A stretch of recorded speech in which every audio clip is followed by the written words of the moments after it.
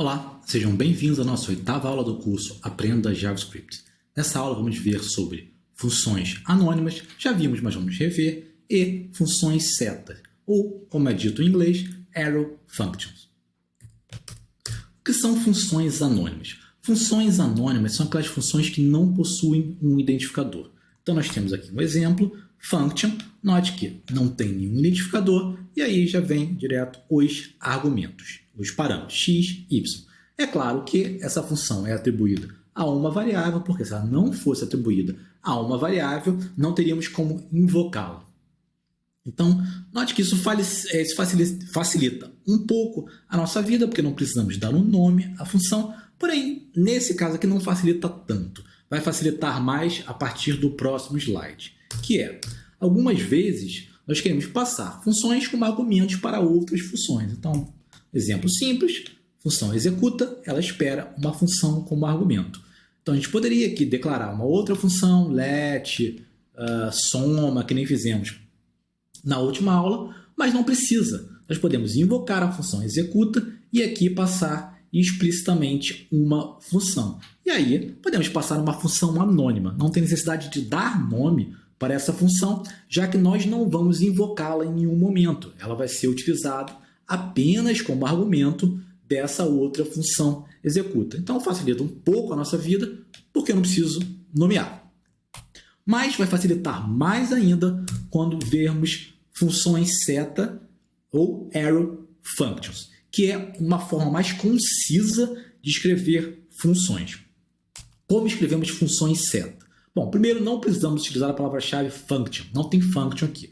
É diretamente os parâmetros entre parênteses. E depois dos parâmetros colocamos uma seta ou uma seta gorda, também podemos chamar, e aí continuamos com o corpo da função entre chaves. Já facilita um pouco, porque não precisamos escrever function, mas ainda não está facilitando tanto. Ele facilita bem mais quando a nossa função ela tem apenas uma sentença e essa sentença é o retorno de alguma expressão. Então, por exemplo, aqui, a função soma ela tem apenas uma sentença que é return x mais y. Quando isso acontece, nós podemos escrever as funções seta de forma ainda mais concisa.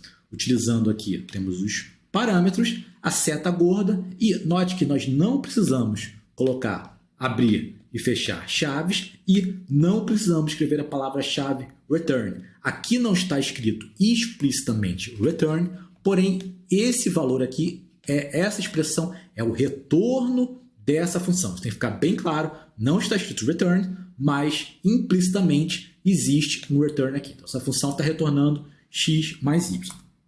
E vamos além. Caso a nossa função tenha apenas um parâmetro, nós não precisamos nem dos parênteses. Basta colocar o nome do parâmetro x, seta gorda, no retorno. Aqui no caso é x vezes 2, pode ser qualquer coisa.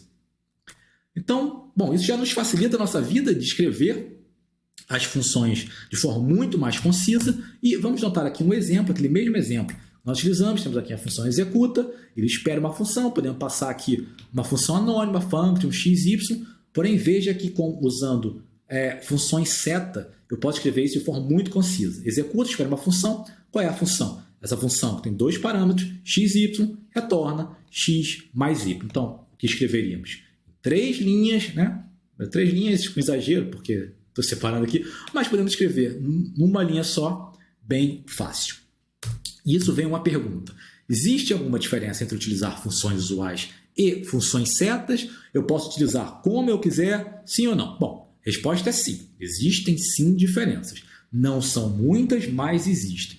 Eu diria que a principal diferença é como essas funções, qual o comportamento delas em relação ao objeto tease.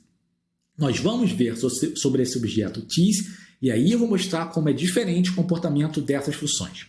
No resto, é muito parecido o seu comportamento. E, a princípio, você pode utilizar expressões de funções usuais ou funções setas, fica a seu critério. Eu prefiro muito mais utilizar funções setas, pode ser porque eu já esteja acostumado, mas eu praticamente só uso funções setas e apenas quando eu vejo tease, e aí eu tenho que pensar se vai dar certo o que eu estou fazendo. E você pode perguntar, a gente usa muito tease?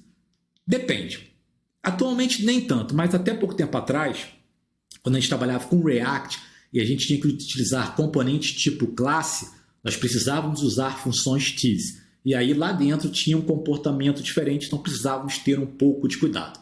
Mas talvez você passe boa parte da sua vida de programador sem nunca utilizar tease, e aí você não precisa se preocupar se está utilizando funções usuais ou funções seta.